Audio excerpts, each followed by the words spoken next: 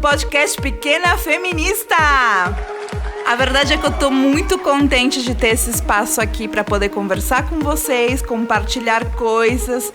Mas para começar, eu preciso me apresentar, né? Pois bem, eu sou Daniele Lima, mulher, cis, hétero, latina, brasileira, artista e olha que coincidência, feminista.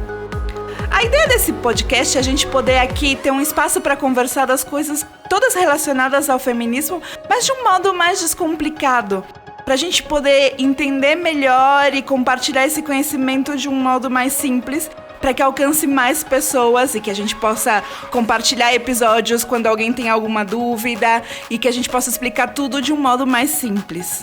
Esse também vai ser um espaço para a gente divulgar e compartilhar o trabalho de mulheres geniais. Se você quiser continuar qualquer conversa que a gente começar aqui, mandar sugestões, dúvidas, qualquer outra coisa, você pode seguir e conversar com a gente no @podcast Pequena Feminista lá no Instagram. E para começar, a gente vai do início, né? No episódio de hoje a gente vai falar sobre o que é o feminismo. Essa coisa que, para algumas pessoas, faz a gente parecer feias, assustadoras, histéricas, blá, blá, blá, blá, blá. Cuidado com as feministas! Alguém que fala assim não sabe o que é o feminismo. Ei, você mesmo, ei, vem cá, deixa que eu te explico. Feminismo é a ideia inimaginável para algumas pessoas de que nós, mulheres, também somos humanas e cidadãs e que merecemos ter os mesmos direitos e liberdades que os homens. Muito radical isso, né? Pois é, o feminismo é um movimento político, social e filosófico que visa a igualdade de direitos entre homens e mulheres. Não, amigo, não. Nós, feministas, não odiamos aos homens. Embora muitos de vocês se esforcem para isso, não, a gente nem quer matar vocês. Apenas queremos ter os mesmos direitos, acessos e liberdades. Feminismo não é sobre o ódio. Feminismo é sobre o amor. Amor por nós mesmas e por nossa liberdade. Daniele, de onde surgiu essa ideia do feminismo? Quero dizer, em que momento uma mulher saiu da cama, acordou e disse: "Peraí, isso aqui tá tudo muito injusto. Eu vou criar o feminismo e acabar com essa palhaçada"? Não, jovem. Não foi tão simples assim. Te conto uma história. Durante toda a história da humanidade, coisa de séculos e séculos, muitas culturas foram construídas pensando no homem como sexo forte e inteligente, com a capacidade de fazer tudo.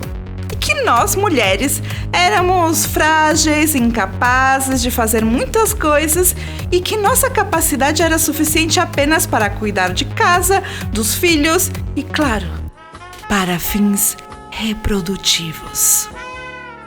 Essas diferenças culturais foram consideradas naturais, super normais por muito tempo. Claro, individualmente, na história da humanidade, houveram vários movimentos de mulheres que não concordavam com isso. Mas a história do feminismo, tal qual está registrado nos livros, começa no século XVIII. Por acaso, você se lembra o que estava acontecendo no mundo naquela época? Eu te lembro. Houve um evento chamado Revolução Francesa, que foi guiado pelas ideias do iluminismo. Bem, essa turma dessa revolução, ela estava lutando por igualdade, fraternidade e liberdade. Eles viviam em uma monarquia e queriam destruir ela, dando aos cidadãos o direito de votar, o direito à educação, eles queriam ter liberdade política e igualdade perante a lei. Todo esse movimento foi feito por homens e mulheres, mas quando conseguiram o que queriam e saiu um documento onde dava todos esses direitos aos cidadãos, veja só que surpresa! Mesmo participando ativamente da luta, o documento não incluía as mulheres. Todos os direitos foram dados apenas aos homens. Obviamente, elas não ficaram caladas. Sim, claro. Elas ficaram putaças. Foi então, nesse momento, que Olympe de Gouges escreveu um documento chamado Declaração dos Direitos da Mulher e da Cidadã, referindo-se ao documento que dava direito aos homens, exigindo os mesmos direitos para as mulheres. E sabe o que aconteceu? Olympe foi executada em praça pública e as mulheres continuaram sem seus direitos. No século seguinte, as mulheres começaram a se organizar em um movimento que ficou conhecido como sufragismo. Essas mulheres também lutavam por seus direitos e realizavam protestos pacíficos, mas no começo não tiveram muitos resultados e ainda eram ridicularizadas pelos homens. O que as sufragistas queriam era direitos iguais, direito a voto e a educação. Mas os homens, eles não conseguiam entender por que é que as mulheres queriam isso. Foi então que elas começaram a fazer manifestações um pouquinho mais violentas, a quebrar umas propriedades, a tomar umas ações assim, mais intensas, né? Para que levassem elas a sério. Estamos falando do século XIX na Europa. E devo dizer às pessoas que recriminariam as ações das sufragistas que nenhum movimento na história da humanidade conseguiu nada sem violência. Ok, let's go. Mas isso não estava acontecendo apenas na Europa. Nos Estados Unidos, por exemplo, as mulheres eram super ativas na luta pelos direitos civis e pela abolição e... Bem, os direitos das mulheres vieram bem depois disso. Há também registros de lutas feministas no mesmo século por várias partes da América Latina. Toda essa parte da história é chamada de primeira onda do feminismo. Vale lembrar que o direito de voto das mulheres só começou a ser legal no Brasil em 1932, no México, por exemplo, em 1947, na Colômbia, em 1957. Bom, continuamos. Segundo vários países, as mulheres já tinham direitos básicos perante a lei, mas já estávamos na década de 60 e as coisas na prática não tinham mudado nada. Se questionava por que havia a submissão das mulheres, porque a igualdade ainda não tinha sido alcançada. O que é feminilidade? O que é ser mulher? Durante o período da guerra, quando os homens estavam lutando, as mulheres foram aceitas em empregos produtivos, não domésticos. Mas foi só os homens voltarem que as mulheres foram mandadas de volta para os serviços domésticos. E quando conseguiam continuar trabalhando, ganhavam muito menos do que os homens fazendo a mesma função. Nesse período, surgiu a filósofa francesa Simone de Beauvoir, que questionou o que é ser mulher e por que o mundo é construído a partir da perspectiva masculina. A americana Carol Hensch também chega nesse momento questionando os padrões das mulheres americanas e toda a mística feminina. Isso é só para citar alguns exemplos de algumas pensadoras dessa época. A chamada segunda onda do feminismo, que foi de mais ou menos 1960 a 1980, ainda estávamos lutando pelos direitos básicos das mulheres, mas agora a gente também estava refletindo e questionando o que é ser mulher e o que é essa essência feminina. Na terceira onda, que começou na década de 90, se começou a refletir que entre nós, mulheres, existe muita diversidade e que grupos de mulheres tinham necessidades e demandas específicas.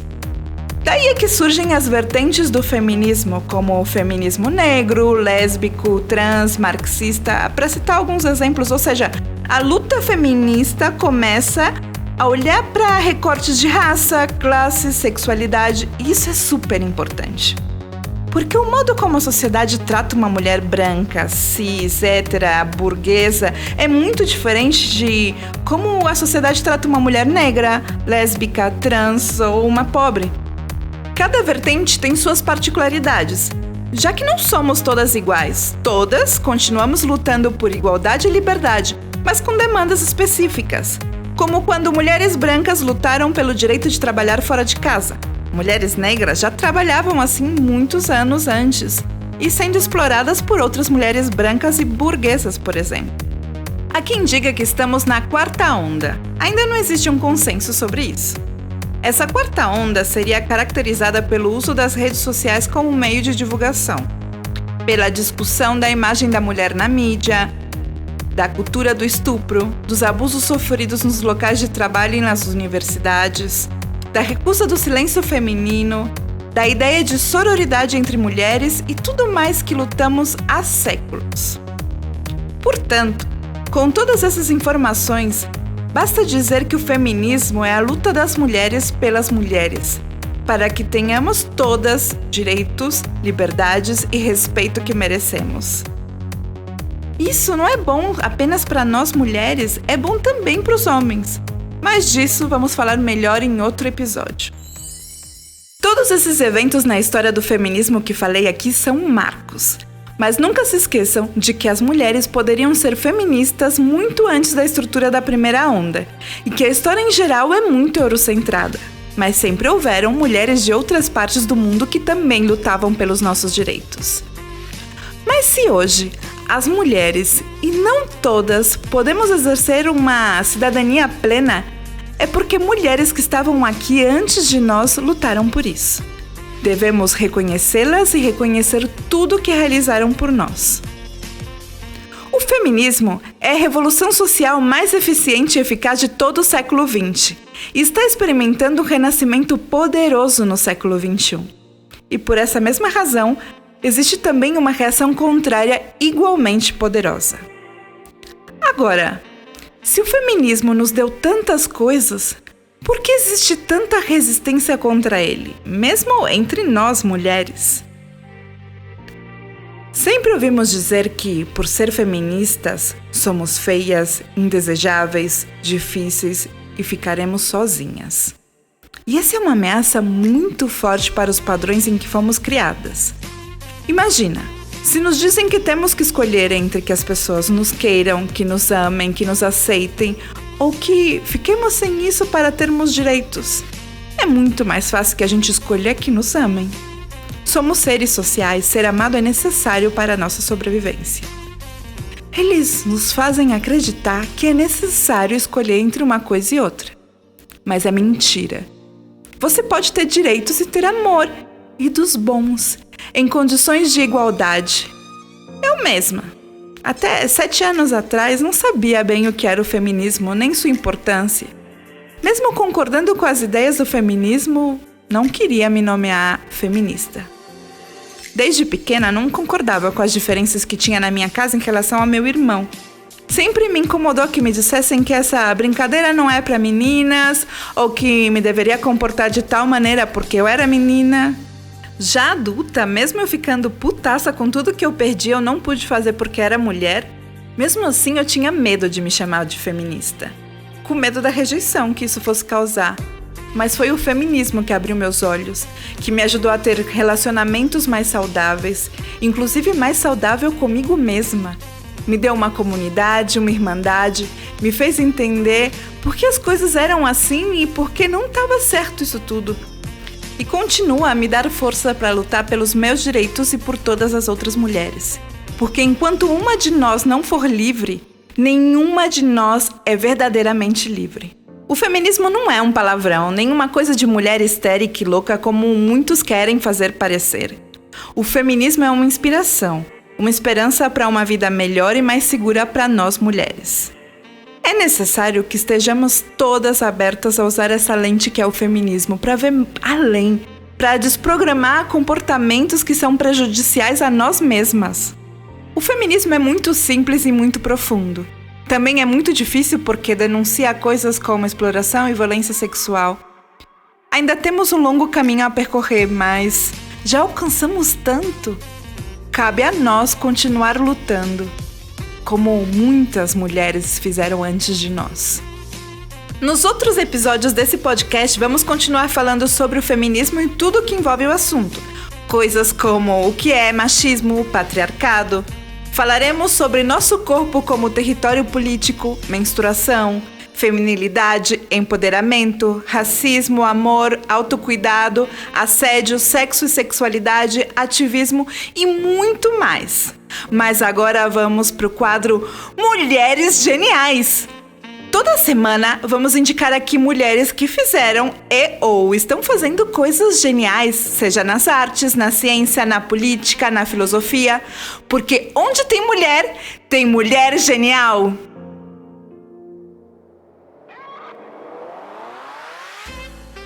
E para começar, não podia ser de outra maneira que não fosse falando de Lélia Gonzalez. Lélia Gonzalez nasceu em 1º de fevereiro de 1935 em Minas Gerais. Filha do negro ferroviário Acácio Serafim da Almeida e de Orcinda Serafim da Almeida, Lélia de Almeida Gonzalez era a penúltima de 18 irmãos.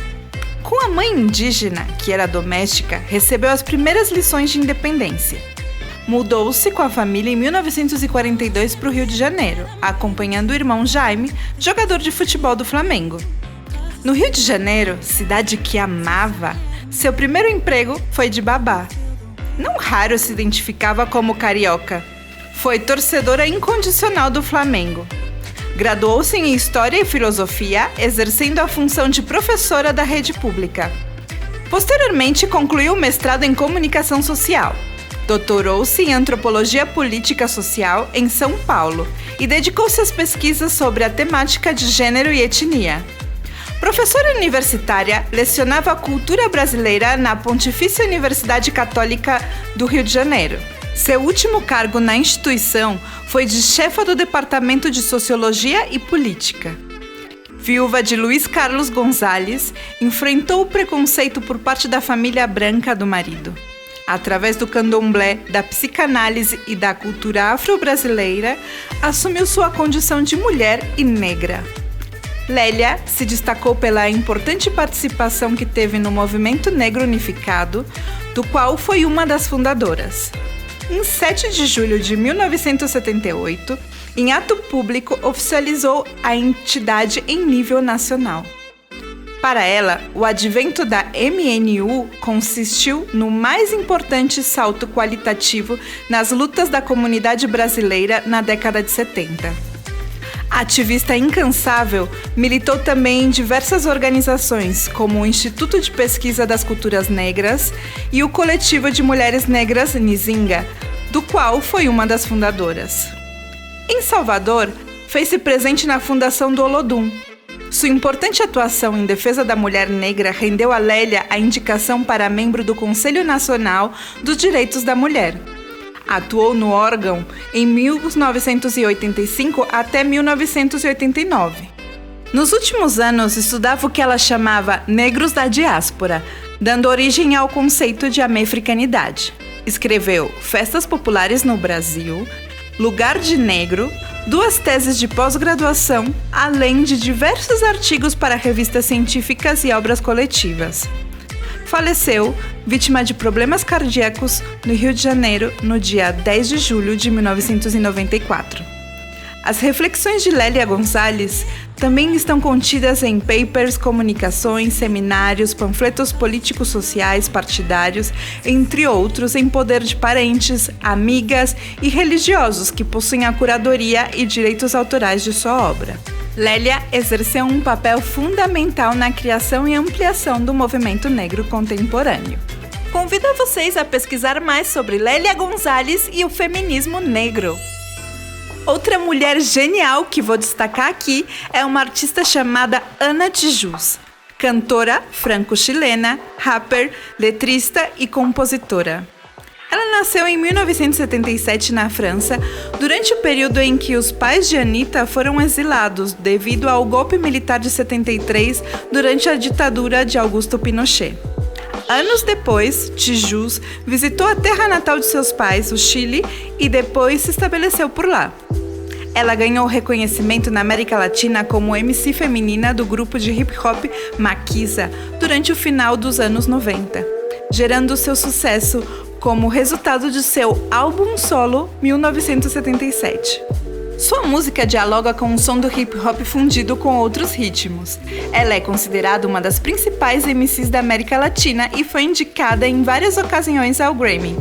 Feminista e ativista, em suas letras denuncia diferenças sociais e culturais.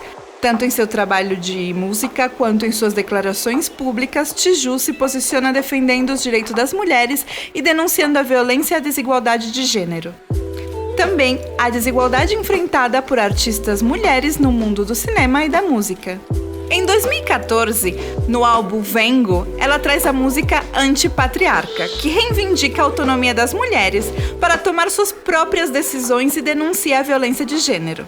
Convido a vocês a ouvir Ana Tijus. As músicas dela também estão aqui disponíveis no Spotify. Muito obrigada por me acompanhar até aqui. Eu ainda tô aprendendo a fazer isso, espero trazer a cada semana um episódio sempre interessante, com conteúdo importante para que a gente passe esse tempo juntos e que ele seja muito produtivo.